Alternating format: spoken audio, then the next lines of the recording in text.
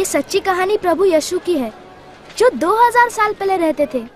हमें पता नहीं बच्चों को यीशु के बारे में कैसे पता चला, पर शायद ये कुछ इस तरह हुआ होगा।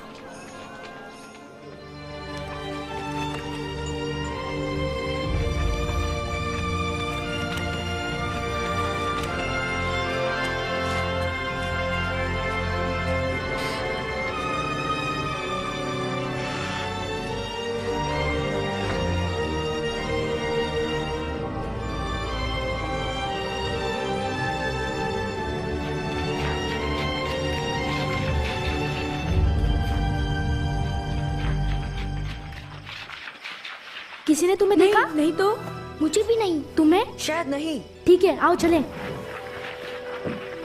तुम कुछ भी कहो, मैं नहीं मानता।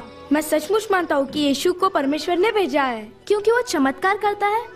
ये जादू भी तो हो सकता है, वरना ये बात कैसे समझाओगे? यही तो बात है जोन, मुझे समझने की जरूरत ही नहीं। ऐसे चमत्कार तो केवल परमेश्वर ही कर सकते हैं। तुम्हारा मतलब है जैसे अंधों को आंखें देना? हाँ। मुझे इस पे जरा भी विश्वास नहीं। मुझे है। सारा, तुम यहाँ क्या कर रही हो? मैं अपने गधे को चारा देना भूल गई, और जब तुम्हें यीशु की बात करते सुना तो मैं जानना चाहती थी कि तुम क्या कह रहे हो। तुम क्या जानो यीशु के बारे में? बहुत कुछ। मेरी दादी उनकी माँ मरियम को जानती है, और उन्होंने मुझे उनके बारे में सब कुछ बताया। उनका जन्म कैसे हुआ और बहुत कुछ। ये एक महान कहानी है। मरियम एक लड़की थी जो नासरत में रहती थी। उसकी शादी नहीं हुई थी, पर यूसुफ नाम के एक लड़के से होने वाली थी। एक दिन परमेश्वर ने जब्राइल स्वर्गदूत को भेजा। भयभीत न हो मरियम, आप पर परमेश्वर का अनुग्रह हुआ है। आप गर्भवती होंगी और एक पुत्र उत्पन्न होंगे, और आप उनका नाम यीशु रखना। ये कैसे हो सकता है? मैं तो कुंवारी हूँ। पवित्र आत्मा आप पर उतरेगा, इस कारण वे पवित्र बालक परम प्रधान परमेश्वर के पुत्र कहलाएंगे, तथा उनके राज्य का कभी अंत ना होगा। स्वर्गदूत से मरियम डरी नहीं? अगर स्वर्गदूत मुझसे बात करता मैं तो डर जाता। फिर क्या हुआ? नासरत नगर के सब लोग सुनो। सरकार ने एक नियम बनाया कि सभी लोगों को उस नगर जाना होगा जहां वो जन्मे थे, और अपना नाम लिखवाना होगा। कागजों पर हस्ताक्षर करने होंगे। सभी लोगों को अपने वतन में जाकर। इसीलिए यूसुफ मरियम को लेकर बेतलहम नगर गए जहां वो जन्मे थे। जब वो बेतलहम पहुंचे तो वहां बहुत भीड़ थी और ठहरने की कहीं भी जगह नहीं थी। यूसुफ को ठहरने के लिए केवल गौशाला में ही जगह मिल सकी। मतलब इस तरह की? हाँ, कुछ कुछ ऐसी ही। और उसी रात बालक यीशु जन्मे। गौशाला के पास पहाड़ी पर कुछ चरवाहे थे जो अपनी भेड़ों की रखवाली कर रहे थे। अचानक उन्हें स्वर्गदूत दिखाई दिया।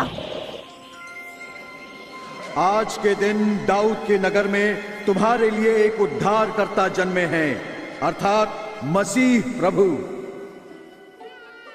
चरवाहे तुरंत बालक को देखने चल पड़े। उन्हें चरनी में रखा हुआ था। यकीन नहीं आता ना? ऐसे ही बक्से में जिसमें मैं अपने गधे को चारा देती हूँ।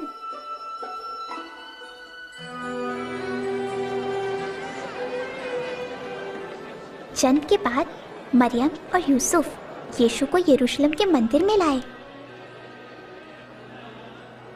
वो परमेश्वर से प्रेम करने वाले एक व्यक्ति शिमोन से मिले। परमेश्वर, अब आप अपने सेवक को अपने वचन अनुसार शांति से अपने पास बुला लें। परमेश्वर ने शिमोन को वचन दिया था कि वो यीशु को देखे बिना मरेंगे नहीं। मेरी आंखों ने आज आपके उद्धार को देख लिया है। ये बालक परमेश्वर का चुना हुआ है। तुम दोनों को आशीष मिले। वो बालक परमेश्वर के चुने हुए थे, जो बड़े होकर सारी दुनिया के सब लोगों को क्षमा करेंगे, उन सब बुरी बातों के लिए जो वो सोचते, कहते या करते हैं, जिन्हें परमेश्वर पाप कहते हैं। यीशु छोटे बच्चे थे और अब वो आदमी है, हमारी तरह बालक नहीं थे। जरूर थे। मेरी दादी ने मुझे बताया कि जब यीशु 12 वर्ष के थे, मरियम और यूसुफ उन्हें यहाँ यरूशलेम लाए थे। यीशु मंदिर में गए और वहाँ सभी बड़े धर्मगुरुओं से बात करने लगे। ये किसका पुत्र है जो ऐसे प्रश्न पूछता है? ये नासरत से है। हमने सोचा कि ये हमारे साथ ही है। कृपया इसकी गलती क्षमा करें। इसके बाद यीशु अपने माता पिता के साथ घर वापस चले आए। जैसे वो पढ़ने लगे, हर दिन और बुद्धिमान होते गए।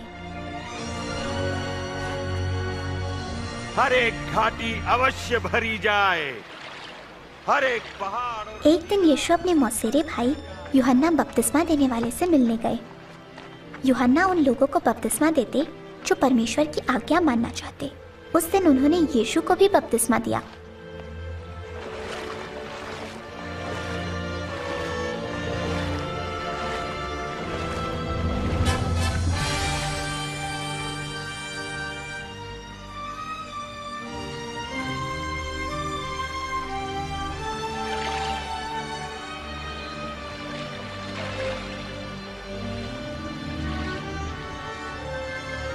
और जो लोग वहां थे उन्होंने आकाश से परमेश्वर की आवाज सुनी और परमेश्वर ने कहा, तुम मेरे प्रिय पुत्र हो, तुमसे मैं प्रसन्न हूँ।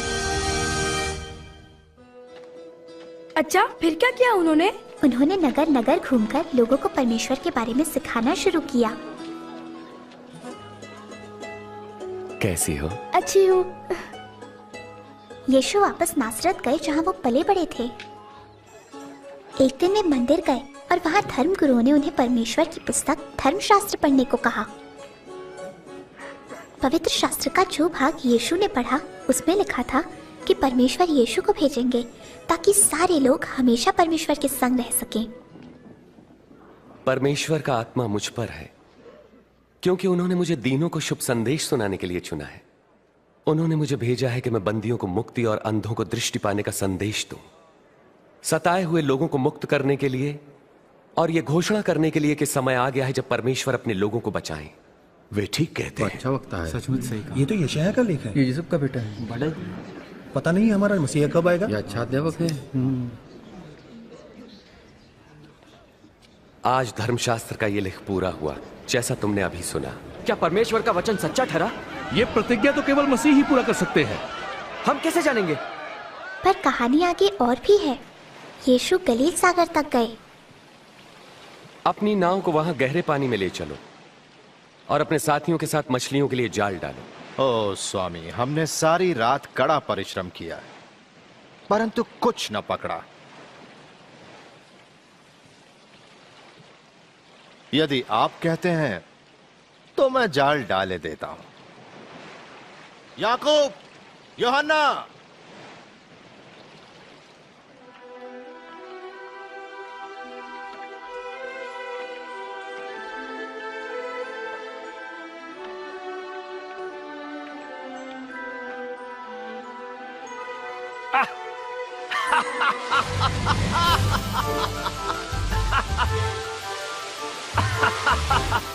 याकूब, यूहन्ना, अपनी नाव इधर ले और हमारी सहायता करो जल्दी। हम नहीं आ सकते, बहुत नाव है। इस तरफ ज्यादा ना भरो। जाल अंदर खींचो। अरे ध्यान से, अरे जरा खिसको। नहीं आता। अरे क्या खींचो, जाल खींचो। अरे क्या बात है। लगता है तभी पतरस समझ गया कि यीशु परमेश्वर के पुत्र हैं। पर पतरस डर गया। उसने अपने जीवन में बहुत सी गलत बातें की थी। वो समझ नहीं पा रहा था कि कैसे इतने पवित्र और महान यीशु उस जैसे पापी को स्वीकार करेंगे। प्रभु, मेरे पास से चले जाइए, मैं एक पापी मनुष्य हूं। तुम डरो मत। मुझे चलना चाहिए। हाँ, मुझे भी चलना चाहिए। मुझे भी। अच्छा, मिलते हैं। मिलते हैं।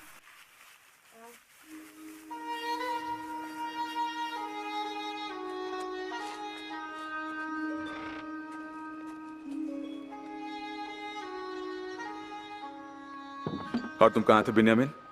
फिर अपने दोस्तों के साथ बाहर थे? हाँ पिताजी। क्या कालेब भी वहां था? हाँ पिताजी। मैंने कितनी बार कहा है कि मैं नहीं चाहता तुम उस लड़के के साथ रहो। पर पिताजी। तुम्हें पता है उसके पिता यीशु की उन झूठी कहानियों को मानते हैं। क्यों? क्या यह सब गलत है? हम मानते हैं कि परमेश्वर हमारे लिए एक राजा भेजेंगे। तुम्हारे दोस्त के पिता मानते हैं कि वो जो चरनी में जन्मा था वही ये राजा है। बकवास है ये। यदि कालेब के पिता सही हुए तो? नहीं बिन्यामीन, अब इस पर कोई और बहस नहीं करेंगे हम लोग। ठीक है।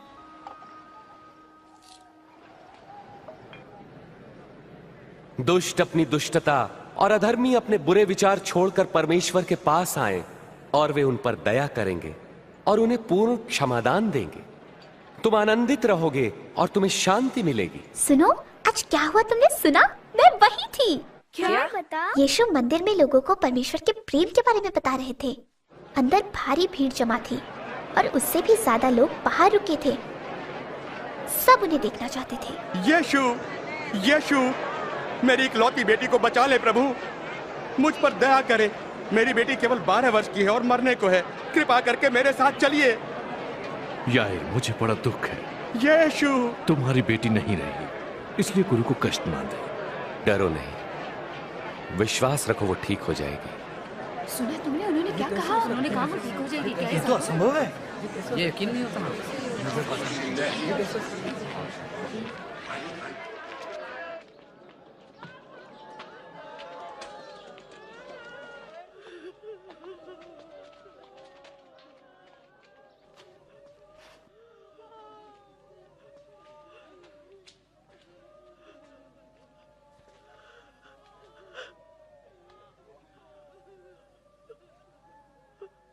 बेटी, उठो।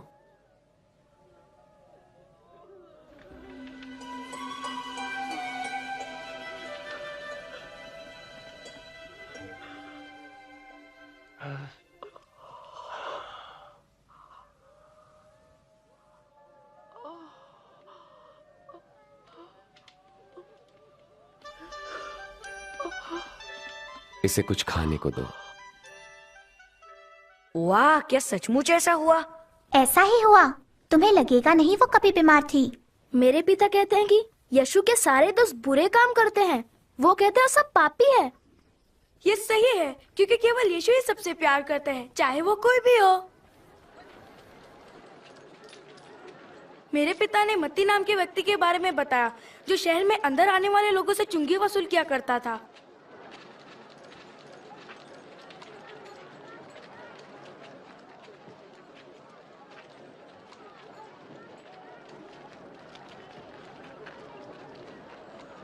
मेरे पीछे आओ।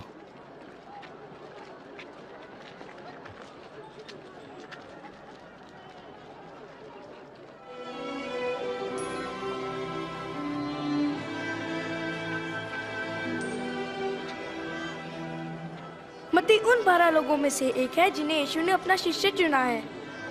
वो उनके सच्चे दोस्त हैं और हर जगह उनके साथ जाते हैं, लोगों को परमेश्वर के बारे में बताते हैं। उनमें है शिमोन, जिसे पतरस भी कहते हैं, अंद्रयास पतरस का भाई, याकूब, यूहन्ना, फिलिपस, बरतुल्मै और मत्ती भी, थोमा, एक और याकूब और एक और शिमोन, याकूब का भाई यहूदा और यहूदा इस्करियोती। ये सब कैसे याद किया तुमने? ये बहुत होशियार है। तुम्हें तो यही लगेगा क्योंकि तुम खुद बुद्ध हो। मैं नहीं हूँ। अपने गधे की तरह बिल्कुल बुद्धू। मेरे सहेली है वो, शैतान कहीं शैतान किसे कहा तुमने? छोड़ दो उसे। अच्छा, कौन रोकेगा मुझे? तुम? छोड़ना नहीं। लड़ो लड़ो मारो, चलो भी यार, पटक दो उसे। छोड़ना नहीं। लड़ो लड़ो लड़ो, मारो उसे, मारो मारो। मारा सकते हो इसे। ये लड़के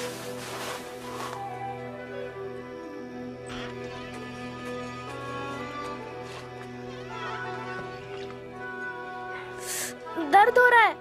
और दर्द होगा अगर इसे साफ नहीं करेंगे। क्या हुआ इसे? इसने झगड़ा किया। मैंने तुमसे नहीं पूछा है लिया। माफ करो। वो मेरा कालेब से झगड़ा हो गया। ये यीशु की बात कर रहे थे। ये और इसके दोस्त हमेशा सारा की गौशाला में मिलते हैं। मैंने तुमसे कहा था ना कि यीशु की बात करने का कोई फायदा नहीं है। वो हमारा राजा नहीं है और ना ही कभी होगा। पिताजी, मुझे लगता है वो सचमुच परमेश्वर के पुत्र हैं। बहुत हो चुका।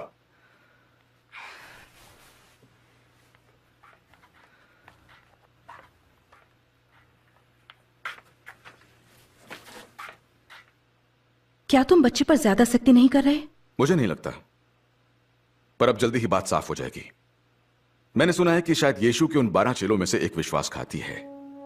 अगर यह सच है तो अब वो हमें ज्यादा तंग नहीं करेगा।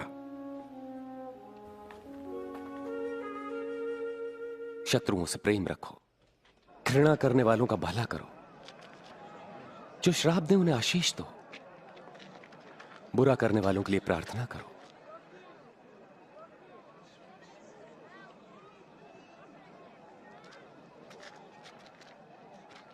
तुम्हारे एक गाल पर कोई थप्पड़ मारे तो उसकी ओर दूसरा भी फेर दो।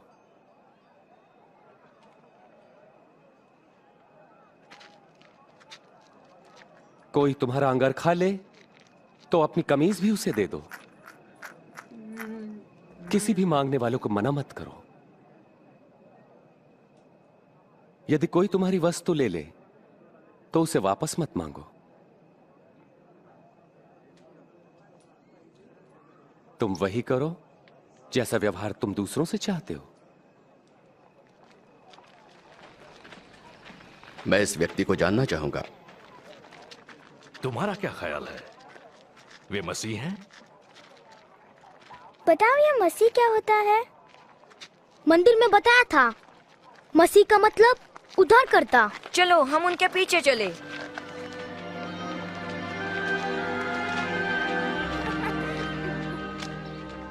है ना बढ़िया भोजन। हाँ, क्या यीशु के किए चमत्कार देखे? यकीन नहीं आता। उन्होंने चुंगी वालों और पापियों को भी मित्र बना लिया है। ये यहाँ क्या कर रही है? मुझे नहीं पता।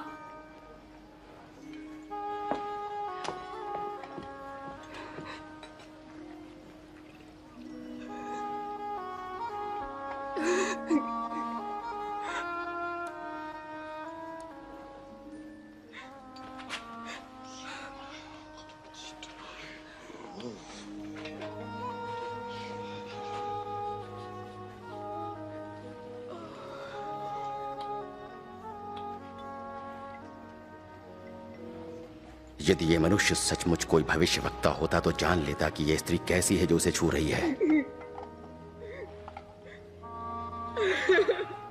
वो जानता कि वो कैसा पापमय जीवन जी रही है। मैं जानता हूं कि ये स्त्री कौन है शिमोन।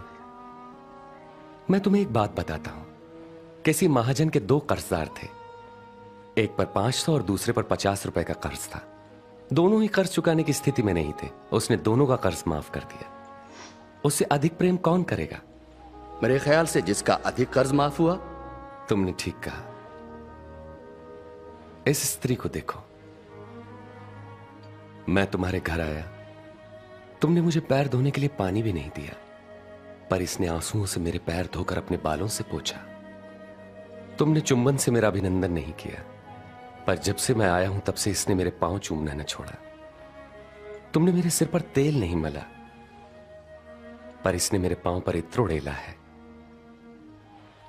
मैं तुमसे कहता हूं कि इस स्त्री का अत्यधिक प्रेम सिद्ध करता है कि इसके पाप जो बहुत थे क्षमा हुए, पर जिसे थोड़ी क्षमा मिली वो थोड़ा ही प्रेम करेगा।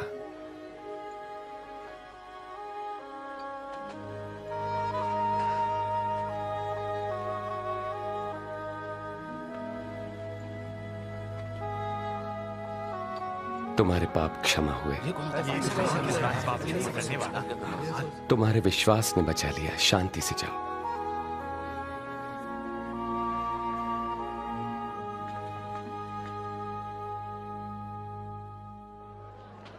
कृपया मुझे उठा लीजिए। आ जाओ मेरे कंधे पे। मसीहा, अब तुम देख सकते हो? हाँ, मैं यीशु को देख सकता हूँ।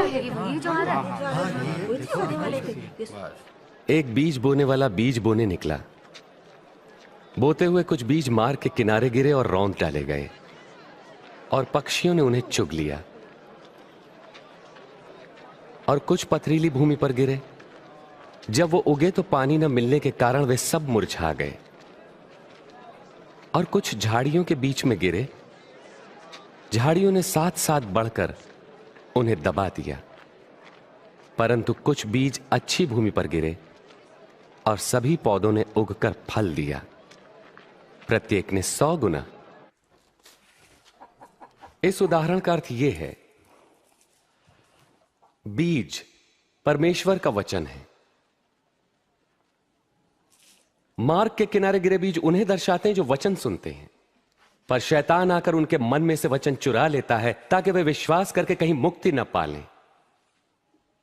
पथरीली भूमि पर गिरे बीज उन्हें दर्शाते हैं जो वचन सुनकर आनंद से ग्रहण करते हैं, पर जड़ नहीं पकड़ पाते।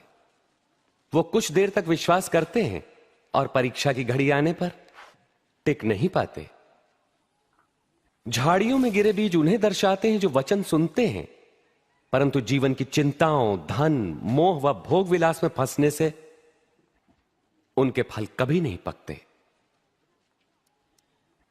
वे बीज जो अच्छी भूमि पर गिरे उन लोगों के प्रतीक हैं जो वचन सुनकर उसे भले और आज्ञाकारी मन से ग्रहण करते हैं और फलवंत होने तक उन्हें संभाले रखते हैं।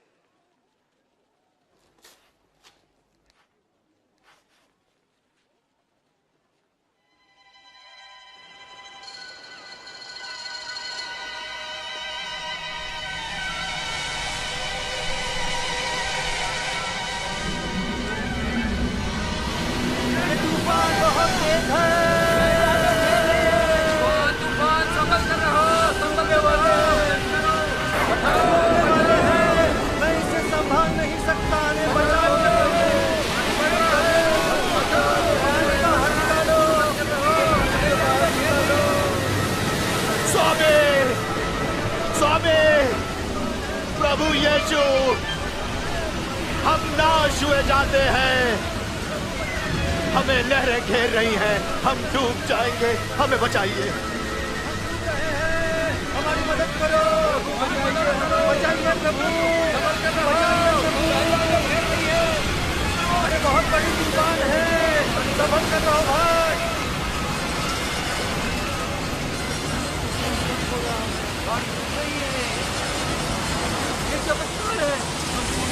अब हम बच जाएंगे।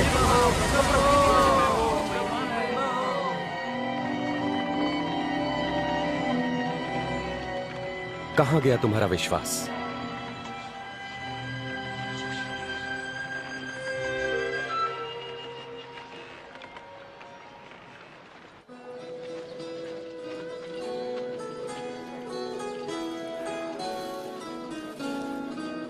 मुझे ये पसंद है। क्या दाम है इसका? नाथन, नाथन, सुना तुमने? यीशु आ रहे हैं। वो यहाँ आ रहे हैं। हाँ, नगर के बाहर। चलो हम भी चलते हैं। अच्छा चलो।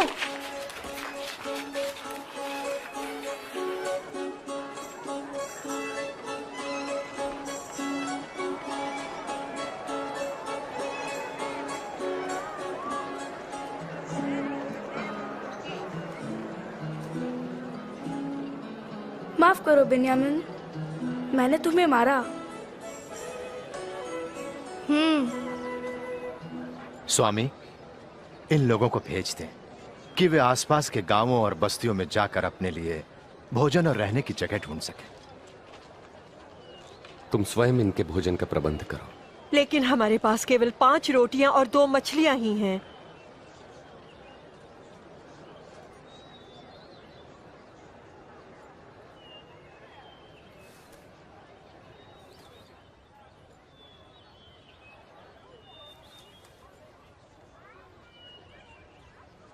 धन्य है आप प्रभु परमेश्वर, सृष्टि के मालिक, जो धरती पर अन्न उपजाते हैं।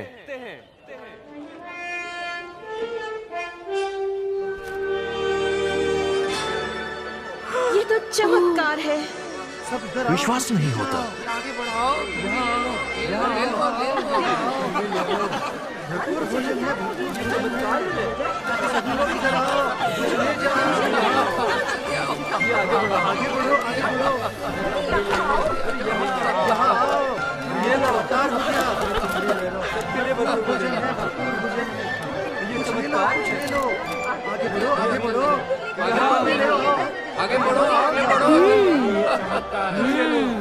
तुम्हें अभी भी विश्वास नहीं यीशु परमेश्वर के पुत्र है?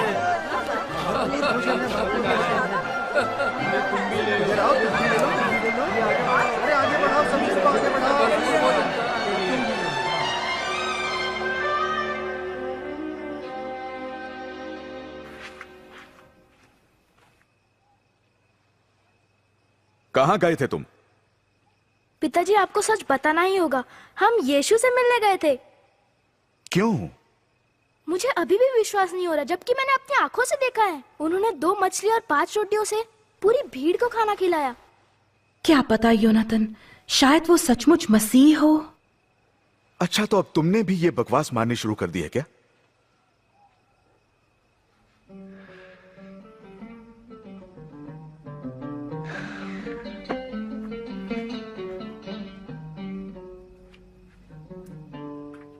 हम क्या करें?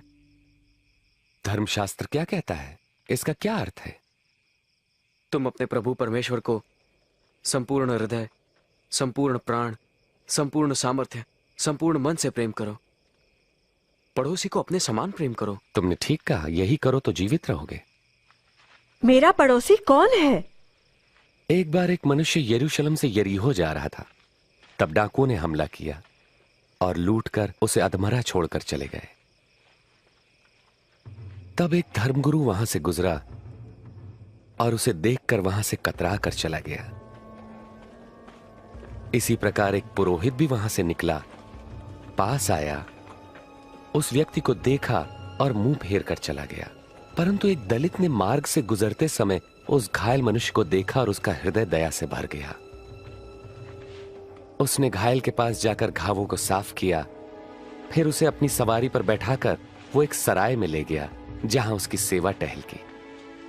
दूसरे दिन मालिक को कुछ रुपए देकर उसकी देखभाल करने को कहा और कहा, जो कुछ खर्च आएगा मैं लौटने पर तुम्हें दे दूंगा।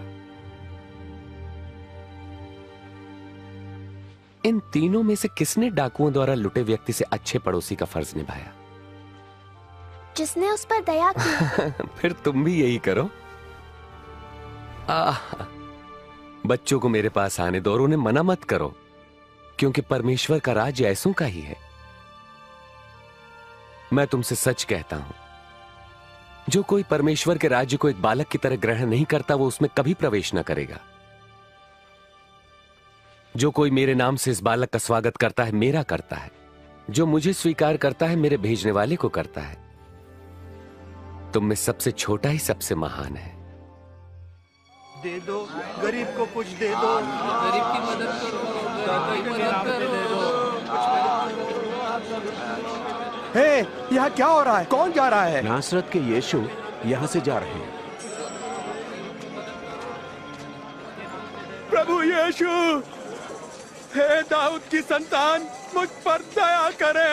उन्होंने चमत्कार किए हैं। शायद अभी भी कुछ करेंगे। चुप रहो, खामोश। मैं तुम्हारे लिए क्या करूं? मैं फिर से देखना चाहता हूं।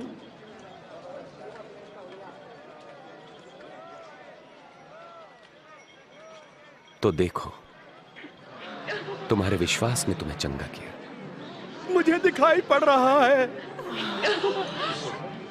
मैं देख रहा हूं। यीशु,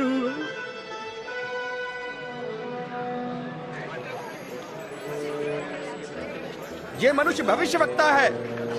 मेरे प्रभु और स्वामी, मुझे बचाइए। हे प्रभु, हमें बचाएं, हमें बचाएं। प्रभु की स्तुति हो। हमें सच्ची राह दिखाइए प्रभु। हाँ, मैं भी उन्हें देख रहा हूँ।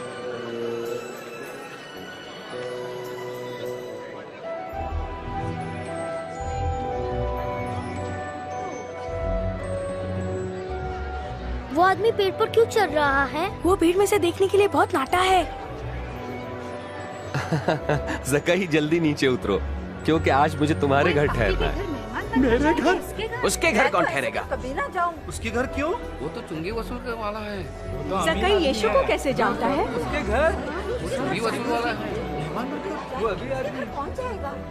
ये बहुत अच्छा है, स्वादिष्ट है। जरा रोटी तो बढ़ा। सेब देना इधर। बहुत खूब, बहुत खूब। धन्यवाद, धन्यवाद। पीने के लिए कुछ है? बढ़िया, बढ़िया, बहुत बढ़िया। मैं अपनी संपत्ति का आधा भाग गरीबों को दे दूंगा। अगर मैंने किसी को ठगा है तो मैं उसे 4 गुना लौटा दूंगा।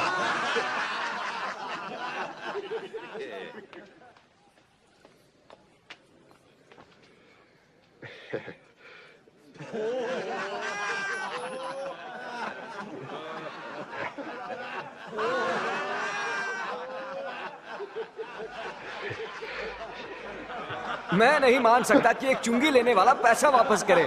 असंभव। आज इस घर में मुक्ति आई है। ये मनुष्य भी इब्राहिम के वंश से ही है। मैं खोए हुओं को ढूंढने और उनका उद्धार करने आया हूं।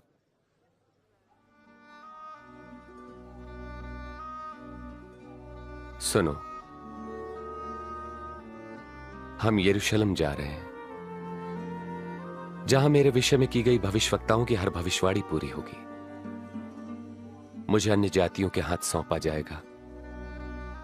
वे मेरा उपहास करेंगे, मुझे अपमानित कर मुझ पर थूकेंगे, कोड़े लगाएंगे और मार डालेंगे। परंतु तीसरे दिन मैं जी उठूंगा।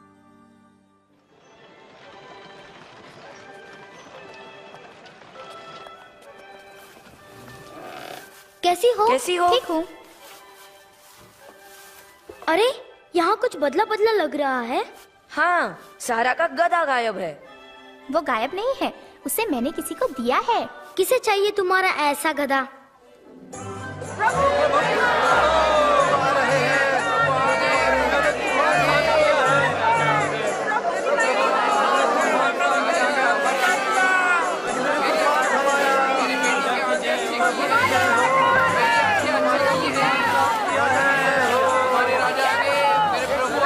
गुरु, अपने शिष्यों को आज्ञा दे कि वे शांत रहें। मैं कहता हूं, यदि ये चुप रहे तो स्वयं ये पत्थर चिल्ला उठेंगे। सबको आशीष मिले।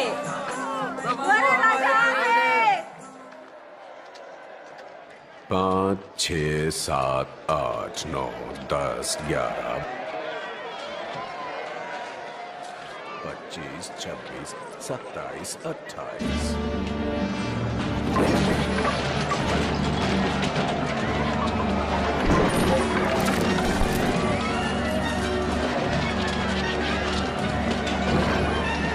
यीशु गुस्से में क्यों है?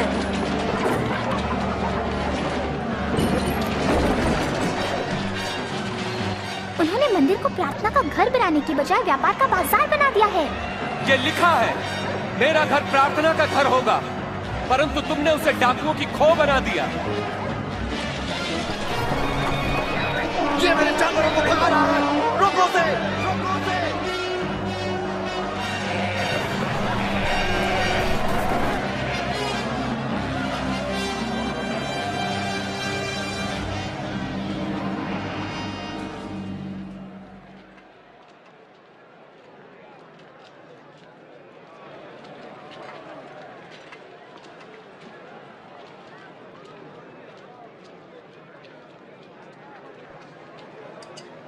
ये बहुत कम है।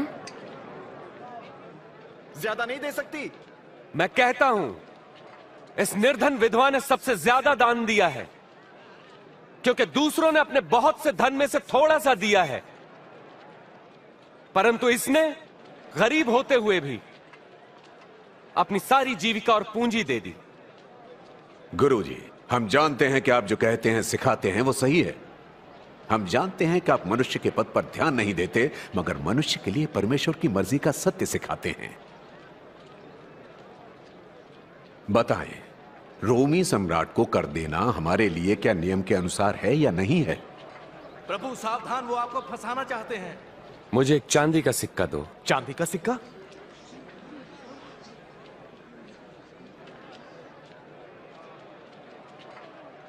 इस पर किसका चित्र और नाम अंकित है? राजा का।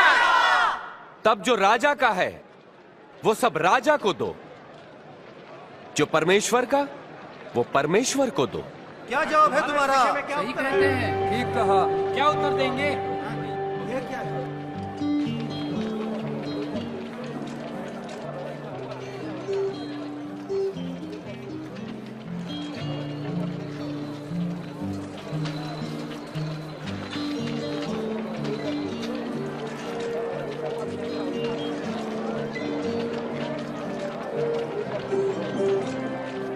देखो, वहाँ पतरस है। वो क्या कर रहा होगा? लगता है वो फसल के लिए सामान खरीद रहा है।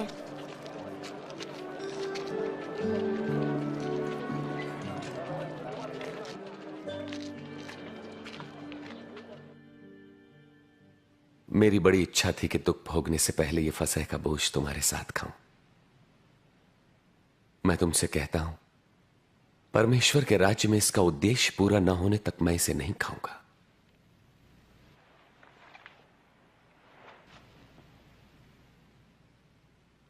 धन्य है आप प्रभु परमेश्वर, सृष्टि के मालिक, जो अंगूर की बेल पर फल लाते हैं।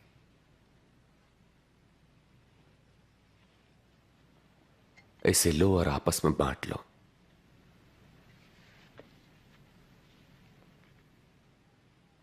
धन्य है आप प्रभु परमेश्वर, सृष्टि के मालिक, जो धरती पर अन्न उपजाते हैं।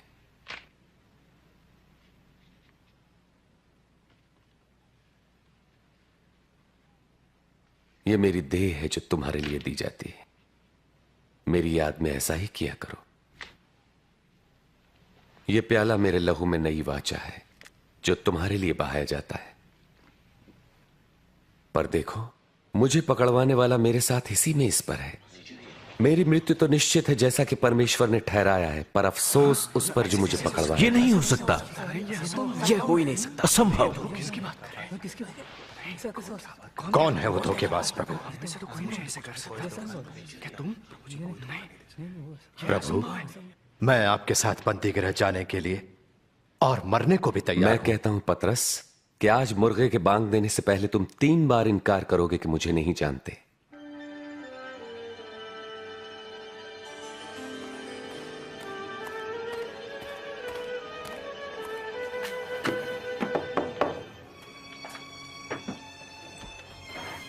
धर्मसभा ने फैसला कर लिया है।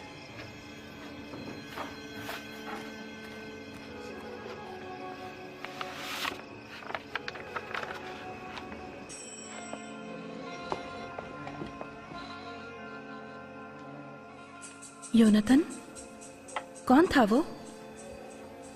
ऐसा लगता है कि इस राजा कहलाने वाले का राज्य अब खत्म होने वाला है। मुझे अभी धर्मसभा का संदेश मिला है। यीशु के शिष्यों में से एक है यहूदा इस्करियोती, जो उसे गिरफ्तार करवाने के लिए राजी हो गया है।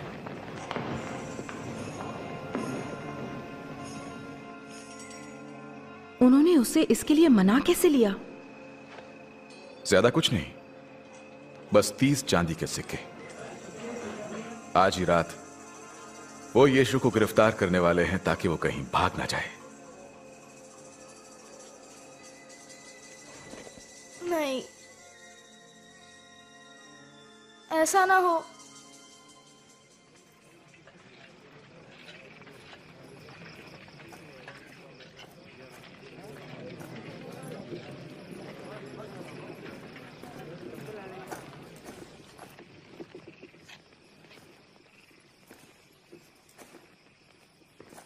यहूदा,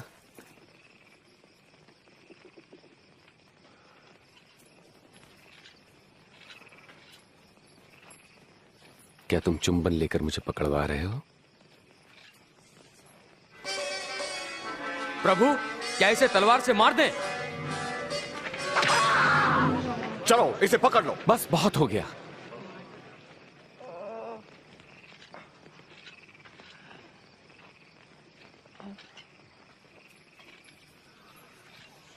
चमत्कार। मुझे डाकू समझकर तुम तलवारें और लाठियां लेकर आए हो। मैं मंदिर में हर दिन तुम्हारे साथ था, तब तुमने मुझे नहीं पकड़ा। ये तुम्हारे सक्रिय होने की घड़ी है, जबकि अंधकार का साम्राज्य है।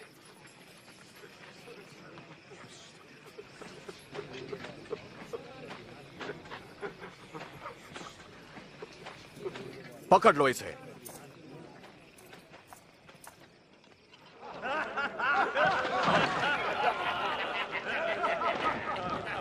अरे राजा के कपड़े तो देखो। बता, अब क्या होने वाला है? क्या तू हमें बचाएगा? ओ महाराज, क्या तू बचाएगा? ये मनुष्य भी यीशु के साथ था? बहन, मैं तो उसे जानता तक नहीं। मैंने दोनों को साथ देखा है।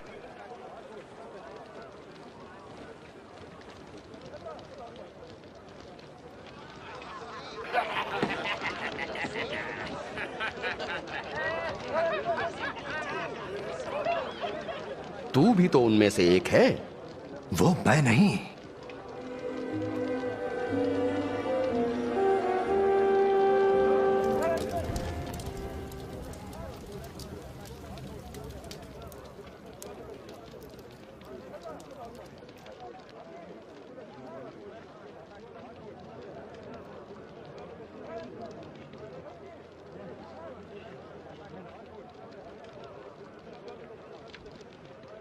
इसमें कोई शक नहीं कि ये मनुष्य यीशु के साथ था, क्योंकि ये भी गलील से ही है।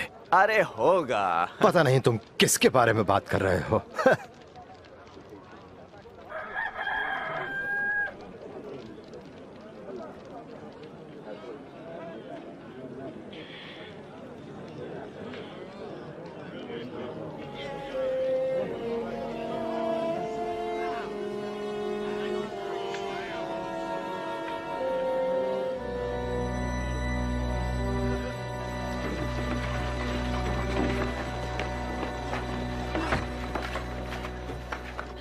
Nathan, Nathan.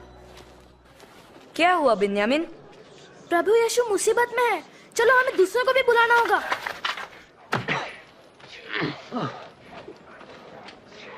बोल, तुझे किसने मारा? भविष्यवाणी कर, अब तुझे कौन मारेगा?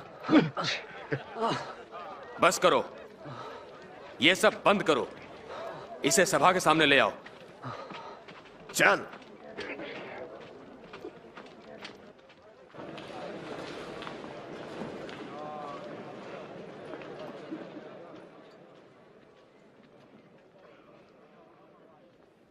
हमें बता, क्या तू ही मसीह है?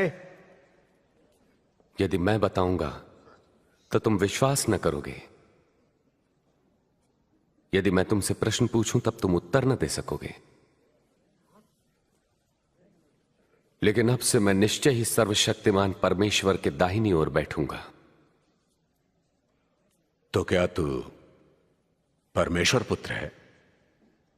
हां, मैं हूं। ये परमेश्वर का पुत्र कैसे हो सकता है? किसने इसे ये कहने का अधिकार दिया है? परमेश्वर का पुत्र नहीं हो सकता। हमने खुद अपने कानों से सुना कि इसने क्या कहा।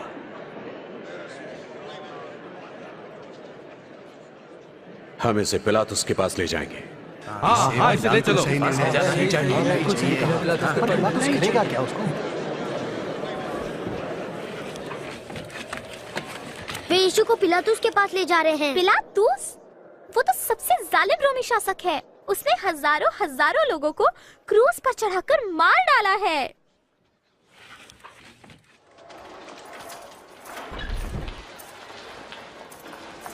चलो।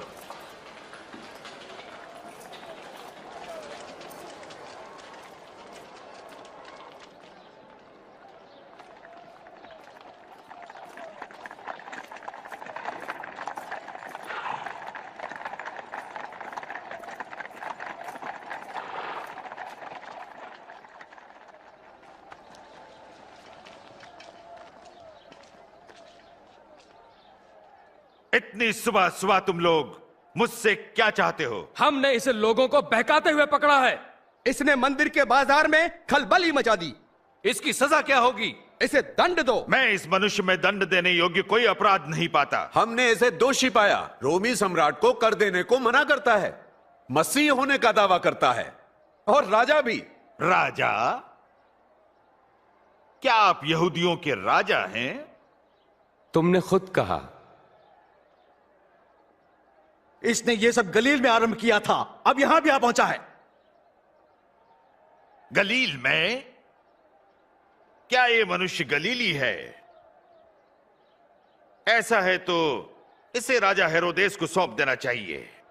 वो अभी भी यरूशलेम में ही है ना? इसे वहां ले जाओ।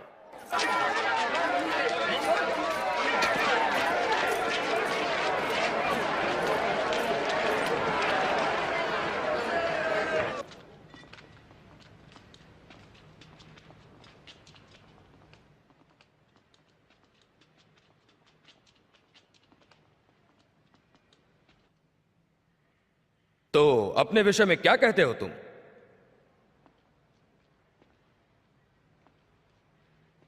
वे कौन है जिन्हें तुम अपना शिष्य कहते हो?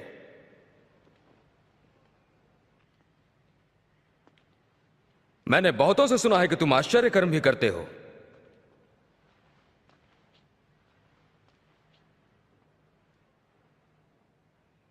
फिर मेरे लिए भी कुछ करो। महाराज, ये सभी लोगों को बहका रहा है और अपने आप को राजा कहता है। ये मनुष्य राजा?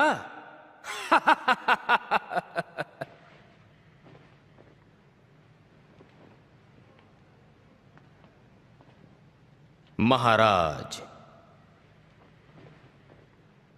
इसे खूब पीटो। ले जाओ इसे पिलातुस के पास, ये उसी के प्रांत का है। इस व्यक्ति ने मृत्युदंड के योग्य कोई अपराध नहीं किया, तो मैं इसे कोड़े लगवाकर छोड़े देता हूं। इस त्योहार के समय हमारे लिए आप एक आदमी को छोड़ने का अधिकार रखते हैं। हमारे लिए छोड़ दें बरअब्बा को। हाँ, ठीक है। और इस मनुष्य को दंड दें। हाँ, हमें बरअब्बा चाहिए।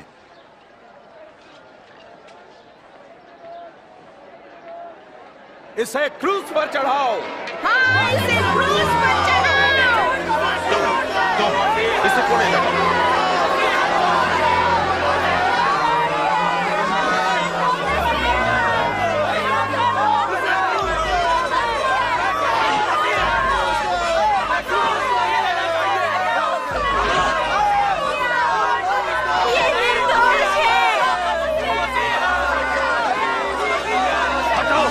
आगे बढ़ो, उठो। चल,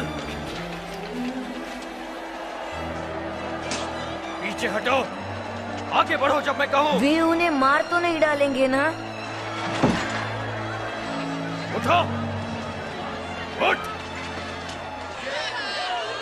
तुम, क्या नाम है तुम्हारा? हजूर, मुझे शमौन कुरैनी कहते हैं। यहाँ आगे आओ।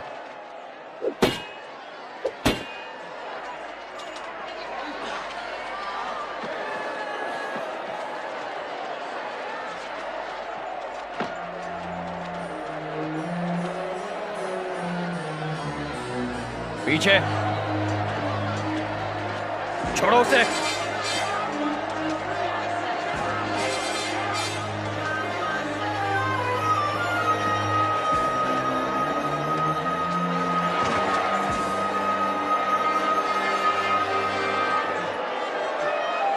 वहां खड़ा रहे। चलो, जल्दी जल्दी।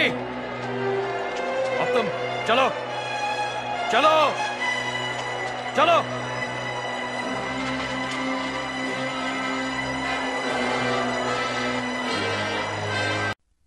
यशायाह भविष्यवक्ता ने यीशु के जन्म के बारे में ये शब्द लिखे, परंतु वो हमारे अपराधों के कारण घायल किया गया, वो हमारे अपराधों के कामों के हेतु कुचला गया, हमारी ही शांति के लिए उस पर ताड़ना पड़ी कि उसके कोड़े खाने से हम लोग चंगे हो जाएं। हम तो सब के सब भेड़ों की नाई भटक गए थे, हम में से हरेक ने अपना अपना मार्ग लिया, और यहोवा ने हम सबों के अधर्म का बोझ उसी पर लाद दिया।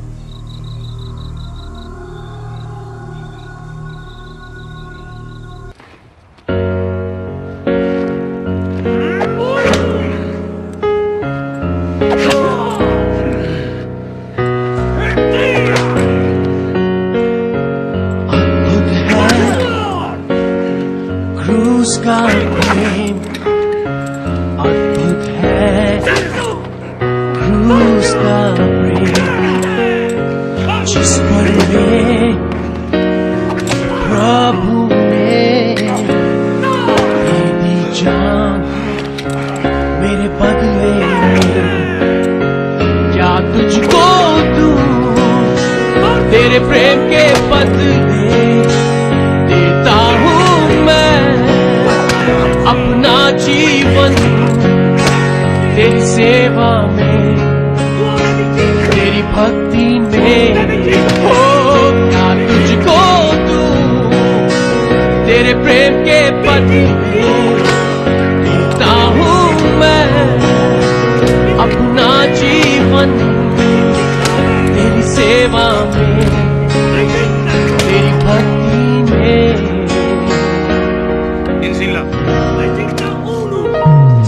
खाकर रे यीशु ने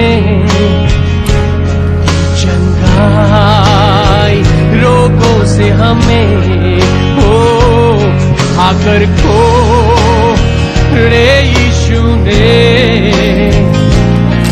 चंगाई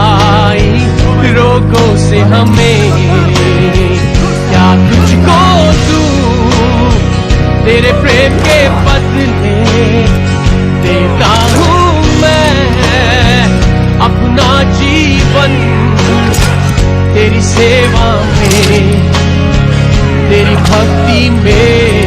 हो क्या तुझको दूं, तेरे प्रेम के बदले देता हूँ मैं अपना जीवन तेरी सेवा में, तेरी भक्ति में।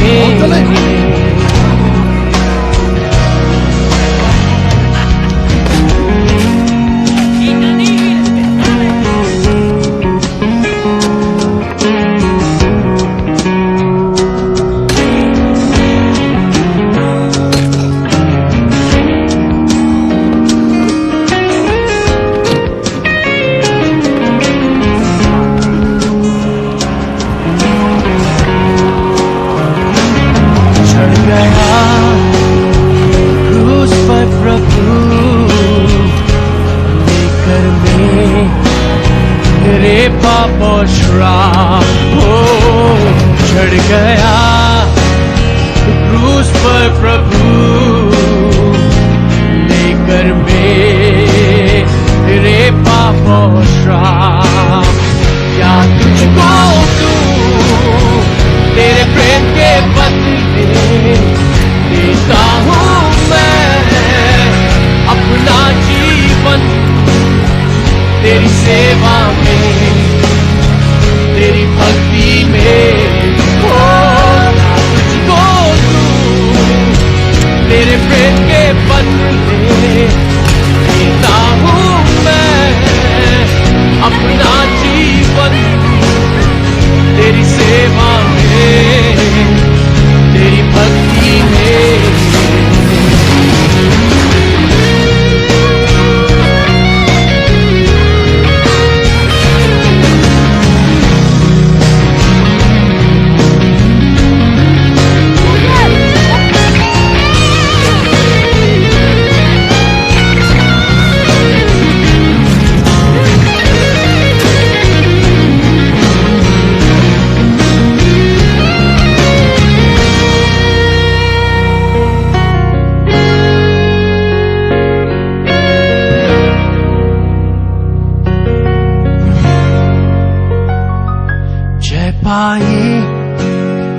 पाप मृत्यु पर जी उठकर मेरे प्रभु ने हो जय पाई।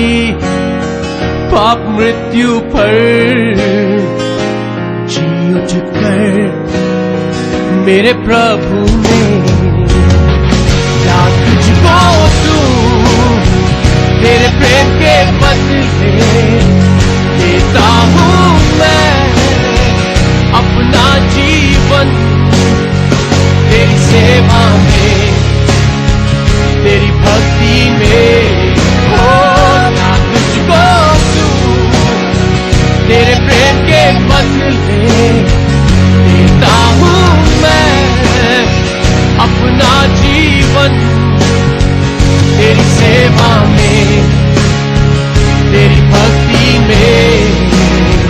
तू योग्य है, तू योग्य है, तू योग्य है मेरी सेवा के। तू योग्य है, तू योग्य है, तू योग्य है मेरी भक्ति के। हो तू योग्य है, तू योग्य है, तू योग्य है मेरी सेवा के। तू योग्य है, तू योग्य है, तू योग्य है मेरी भक्ति के।